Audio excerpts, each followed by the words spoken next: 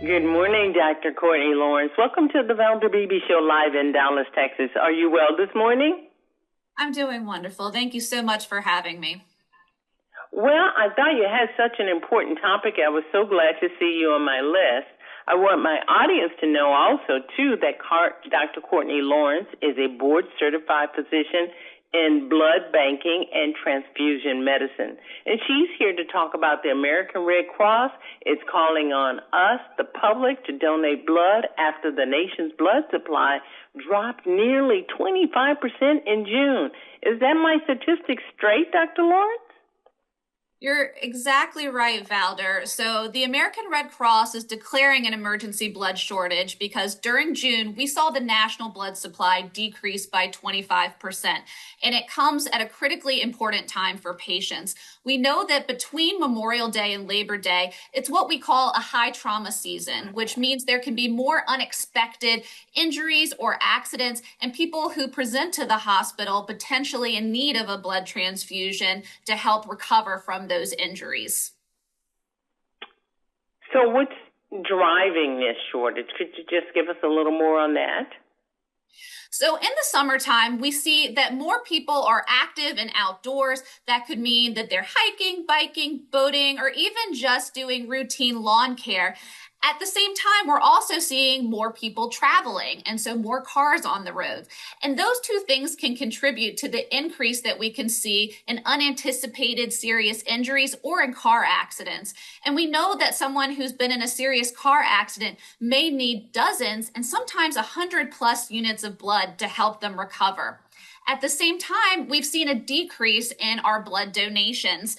And, it's a busy season. Many of our schools and our community groups that host blood drives are taking a summer break, but the need for blood remains high. And that's what's making that gap more pronounced. Why is it important for a hospital to have this ready blood supply? And who relies on this blood supply through the hospitals or other entities?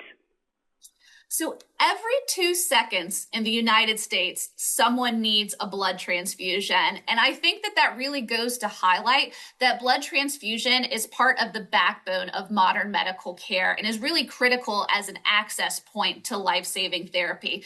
That could be a mother who is experiencing complications in childbirth. That could be someone who is recovering from surgery or a patient who is on chemotherapy fighting cancer. When we don't have a great blood supply and enough blood on the shelves in the hospitals, doctors are forced to make really difficult decisions in deciding who is going to receive a blood transfusion now and who simply will have to wait for their transfusion. Are there requirements if someone is listening today or thinking about it tomorrow to donate blood? What's the requirements in a sense?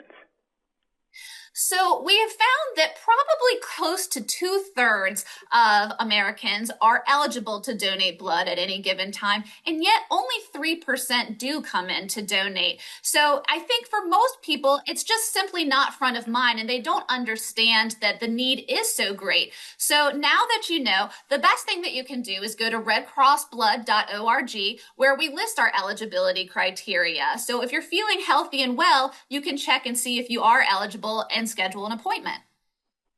Okay, so the Red Cross, and you're speaking for them also too, they need to boost their blood supply. How do we get in on that? So the easiest way is for someone to schedule an appointment. So they can either call 1-800-RED-CROSS, they can go to redcrossblood.org, or they can download the Red Cross Blood Donor app, put in their zip code, and find the blood drive that's closest and most convenient for them. By making that appointment, it allows someone to really prepare well for a successful blood donation appointment. We want someone to come in having a full night's sleep, feeling well rested, and well hydrated. So making sure that someone drinks plenty of fluids. All of those things can help them feel their best so that it's a smooth, easy appointment. And for that small amount of time that they spend with us, they're giving the gift of life to patients. Well, Dr. Lawrence, you make it sound so easy, so thank you so much. We can all do that. This is something that all Americans can consider.